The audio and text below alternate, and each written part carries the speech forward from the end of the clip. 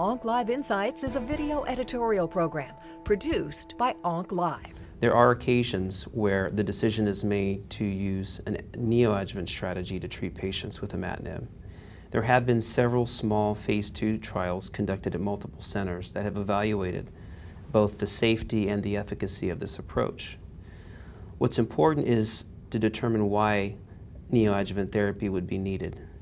Generally, the indications would be if there's any concern that the tumor may not be removed in its entirety or with negative microscopic margins, or if there's some question with regard to response.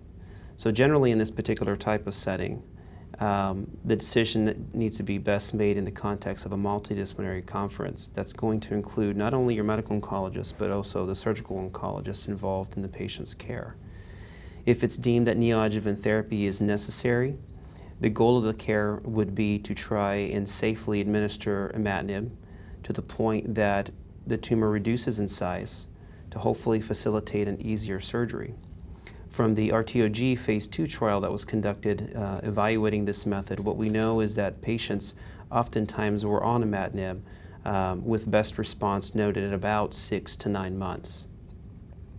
And so the ultimate duration of imatinib therapy in the neoadjuvant setting will most likely depend upon the team approach between the surgeon, the medical oncologist, and evaluation of the toxicities that may be incurred for the patient.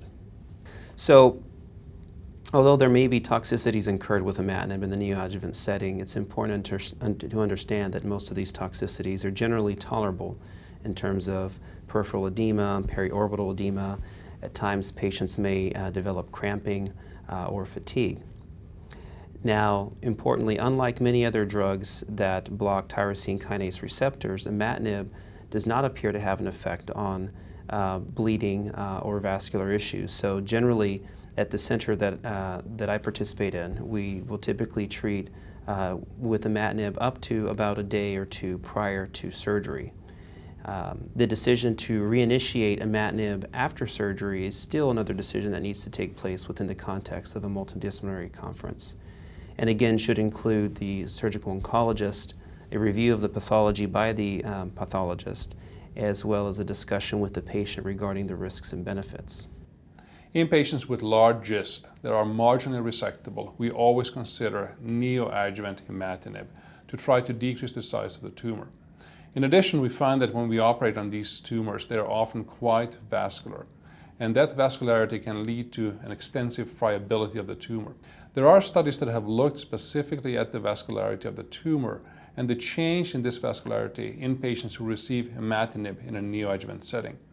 Many of these studies have shown that there is actually a decrease in the vascularity, which for me as a surgeon is important because at the time of surgery, if there's less vascularity of the tumor, if the tumor is less friable, there is less risk of the tumor rupturing into the peritoneal cavity. And we know that one of the highest risks of having a recurrence is having a rupturing of the tumor. For this reason, at my center, as well as many other centers, we use imatinib in a neoadjuvant setting in order to decrease the size of the tumor and also to decrease the vascularity of the tumor.